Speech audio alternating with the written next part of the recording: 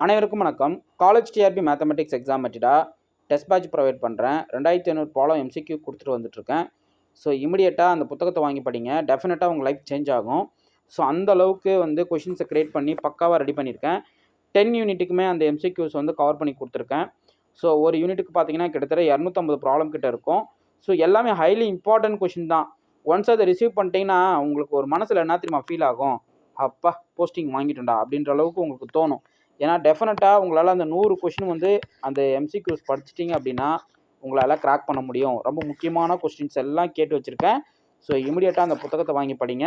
அதுவும் இல்லாமல் என்னுடைய டெஸ்ட் பேட்சில் நீங்கள் ஜாயின் பண்ணுங்கள். ஸோ டெஸ்ட் பேட்ச் கொஷின் பார்த்தீங்க அப்படின்னா வேறு லெவலாக இருக்கும். One day to one day questions practice பண்ணுறச்ச ஒவ்வொரு நாளும் உங்களால் சப்ஜெக்ட் வச்சுட்டு இருக்கிற மாதிரியே ஒரு ஃபீல் கிடைக்கும். ஸோ உங்களையும் நீங்கள் செல்ஃப் டெஸ்ட் பண்ணி எவாலுவேஷன் பண்ணிக்கலாம். நம்ம எவ்வளோ மார்க் ஸ்கோர் பண்ணுறோம், எந்தெந்த சப்ஜெக்டில் வீக்காக இருக்கோம், நம்ம என்ன தான் செட்டு பாஸ் பண்ணியிருந்தாலும் என்ன தான் நெட்டு பாஸ் பண்ணியிருந்தாலும் ஒரு சில விஷயம்லாம் அவங்களால அக்யூரேட்டாக பண்ணிட முடியாது. ஏன்னா அதுக்கு வந்து என்ன பண்ணணும் அப்படின்னா நீங்கள் டெஃபினட்டாக டெஸ்ட் பேட்ச் அட்டன் பண்ணி பாருங்கள், உங்களுக்கு அந்த ஃபீல் தெரியும். ஸோ நம்ம எதுவுமே இன்னும் படிக்கலை, இனிமேல் தான் படிக்க ஆரம்பிக்கணும் போல் அப்படின்ற ஃபீல் டெஃபினட்டாக உங்களுக்கு வரும். ஸோ என்னுடைய டெஸ்ட் பேட்சில் ஜாயின் பண்ணுங்கள், லைஃப் லாங் கூட ட்ராவல் பண்ணுங்கள். உங்களுக்கு நிறைய விஷயத்த நான் வந்து என்னுடைய சேனலில் கொடுத்துக்கிட்டே இருப்பேன். ஃபைன். இப்போ என்ன பண்ண போகிறோம் அப்படின்னா ஒரு முக்கியமான கொஷின் வந்து குரூப் 3லேருந்து கேட்பாங்க. சிஎஸ்ஆரில் ரிப்பீட்டடாக கேட்குற கொஷின் தான். பட் என்னென்னா ஒரு பிட்வீனில் ஒரு 2023 to 2024 பேட்சில் பார்த்தீங்க அப்படின்னா கிளாசிஃபிகேஷன் கொஷினே வரல, அப்படியே ஸ்டாப் ஆகிடுச்சு. ஆனால் டக்குன்னு பார்த்தீங்க அப்படின்னா டிசம்பர் டைமில் இந்த கொஷின் கேட்டாங்க. 2024 டிசம்பரில் இந்த கொஷின் வச்சுட்டாங்க. 2025 இந்த கொஷின் வச்சுட்டாங்க. ஓகே. ஸோ இப்போ அந்த பேட்டர்னில் ஒரு இம்பார்ட்டன்ட் கொஷின் பார்க்க போகிறோம். Which of the following equations can occur as a classification of group of order 10ன்னு சொல்லி கேட்குறாங்க. நான் ஆல்ரெடி சொல்லியிருக்கேன், ஒரு ஃபைனட் ஆர்டர் எலமெண்ட்டு கொடுத்து அந்த ஆர்டரில் குரூப்போட ஸ்ட்ரக்சர்ஸை டிஸ்கிரைப் பண்ண சொல்கிறாங்க அப்படின்னா என்னென்ன குரூப் பாசிபிலிட்டிஸ் கிடைக்கும் அப்படின்றது உங்களுக்கு தெரியணும். ஓகே. நான் என்ன சொல்லியிருக்கேன்னா ஒரு பாசிட்டிவ் இன்டிஜர் n கொடுத்துட்டா அதுக்கு ஒரு சைக்ளிக் குரூப் அபிலியன் குரூப் சொல்ல முடியும். அதுதான் இன்டிஜர் மாடலோ n. அது always cyclic, always abelian. Okay. அதே போல் ஒரு நன் அபிலியன் குரூப் கொடுக்க முடியுமானா டெஃபினட்டாக கொடுக்க முடியும். வேரியஸ் ஸ்ட்ரக்சர்ஸ் இருக்குது. நம்ம சிம்மெட்ரிக் குரூப்ஸு, பெர்முடேஷன் குரூப் இருக்குது, அப்படின்னா டைகெட்ரல் குரூப்ஸ் இப்படி இருக்குது. ஸோ ஒரு சில குரூப் ஸ்ட்ரக்சர்ஸ் இருக்குது. அதை வச்சு நம்ம என்ன பண்ணிக்கலாம், அந்த குரூப்போட ஆர்டரை வச்சு நம்ம அபிலியனா நன் அபிலியனானு நம்மளால சொல்ல முடியும். ஓகே. இந்த கொஷின் பார்த்தீங்கன்னா ஆர்டர் 10ல் ஒரு அபிலியன் குரூப்புக்கும் ஒரு நன் அபிலியன் குரூப்புக்கான கிளாசிஃபிகேஷன் நம்ம எழுத போகிறோம். ஓகே. ஸோ ஆர்டர் 10 பொறுத்தளவுக்கு நமக்கு டிஃபால்ட்டாக தெரிகிற ஒரு அபிலியன் குரூப் பார்த்தீங்கன்னா Z10.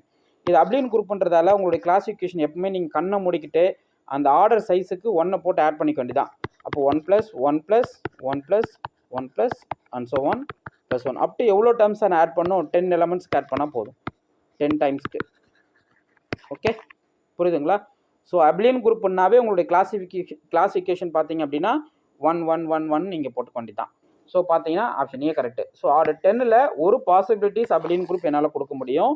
So such group exist ஆனதால் எனக்கு கிளாசிஃபிகேஷன் வந்து அப்படியே அந்த 1 ஆர்டரில் 1 மட்டும் ஆட் பண்ணி 10 டைம்ஸ்க்கு நான் எழுதிடுறேன். ஓகே, சரிங்க சார். இப்போ அபிலியன் குரூப் கொடுத்துட்டீங்க, ஒரு நன் அபிலியன் குரூப் சொல்லுங்களா பார்ப்போம் அப்படின்னு உங்களுக்கு தோணும் இல்லைங்களா? அதுதான் டைகெட்ரல் குரூப் D5 டிஃபைன் பண்ணுறேன்.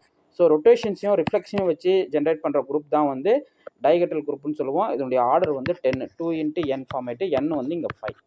ஸோ இது வந்து 10. ஓகே. ஸோ இதனுடைய கிளாசிஃபிகேஷன் எப்படி சார் இருக்கும் அப்படின்னா நான் உங்களுக்கு டைரெக்டாக சொல்கிறேன் பாருங்கள்.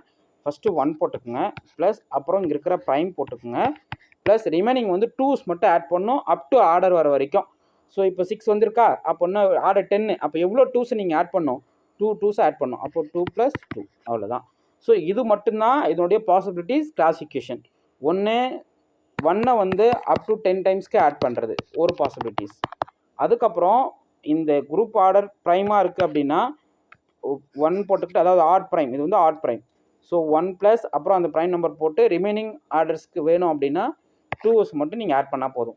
அப்போ 1 + 2 + 2 + 5 தான் என்னுடைய நன் அபிலியன் குரூப்போடைய கிளாசிஃபிகேஷன். ஸோ 2 பாசிபிலிட்டிஸ், ஒரு அபிலியன் குரூப், ஒரு நன் அபிலியன் குரூப். ஒரு எக்ஸாம்பிள் சொல்கிறேன். S3 எடுத்துக்கணும் வச்சுக்கோங்களேன், பெர்முடேஷன் குரூப். இதுக்கு வந்து இது it's is isomorphic to D3. Okay. ஏன்னா இது ரெண்டுத்துடைய ஆர்டர் வந்து 6.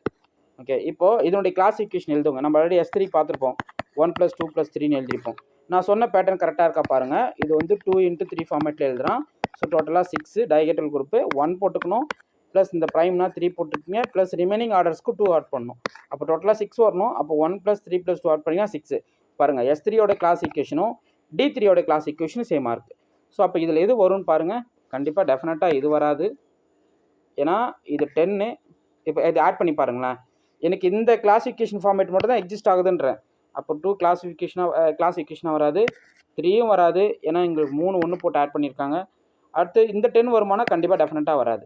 இன்னொரு ஷார்ட்கட் இருக்குது. என்னன்னா இந்த கிளாசிஃபிகேஷனுடைய ஆர்டர் இருக்குது பார்த்தியா, இது வந்து குரூப்போட ஆர்டர் டிவைட் பண்ணும். 1 டிவைட் பண்ணும், 2 டிவைட் பண்ணும், பட் 3 வந்து 10 டிவைட் பண்ணாது. ஸோ அப்போது இது என்ன ஆகிடுது, உங்களுக்கு கிளாசிஃபிகேஷனாக வராது. அதிலே நீங்கள் முடிச்சு விட்டு போயிடலாம்.